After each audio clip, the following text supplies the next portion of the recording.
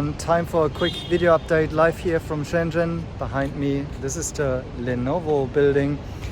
Back there you also see TCL. Over there, this is the building of ZTE, so that's a telecommunications provider amongst other things. By the way, banned by the US government, so as far as I know. And yeah, I was just here for actually checking out the Xunlei headquarters, one of the companies, small caps that I'm invested in. You know, you never know, basic investors due diligence, just go there and see whether or not it's actually existing. I actually stood there and counted employees, to be honest, like, you know, how do they look? I spoke with some of them, do they work for the company or not?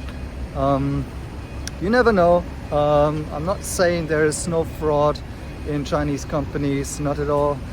We've seen it with Luckin Coffee, but also got to say they cleaned the books, right? And now the stock is also doing pretty well. But not saying that there are not scam companies in China. On the contrary, there are some of them, but seemingly Xunlei not one of them. It's so funny. Have a look at that building. It's actually huge.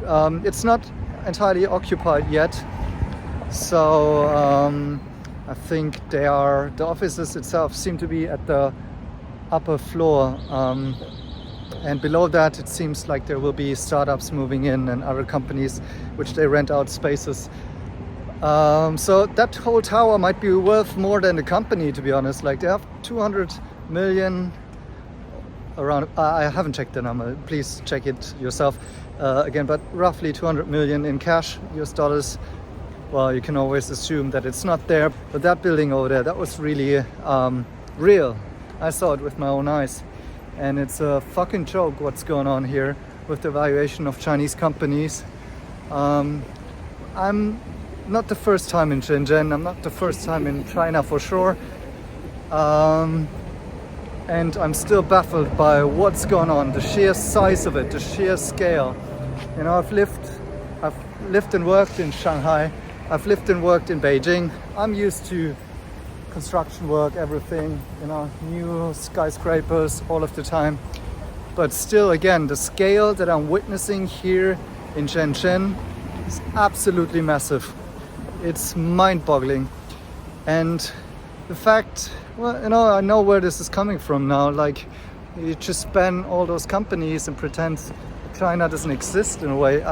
It really makes no sense anymore, like with all of those bans and restrictions.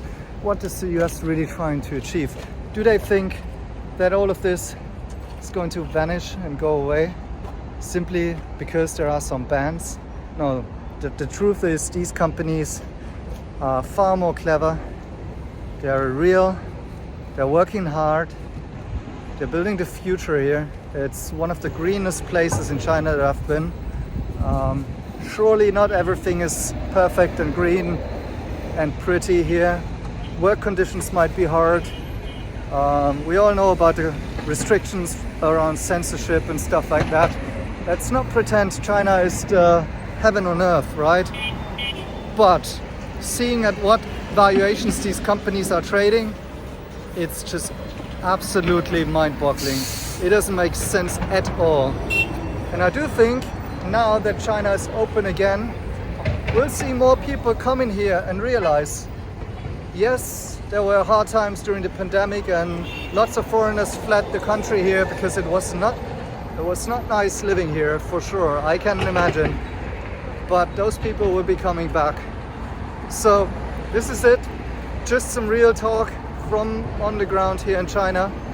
I hope you enjoyed it. Let me know in the comments below what you think about it, and then let's analyze some stocks next.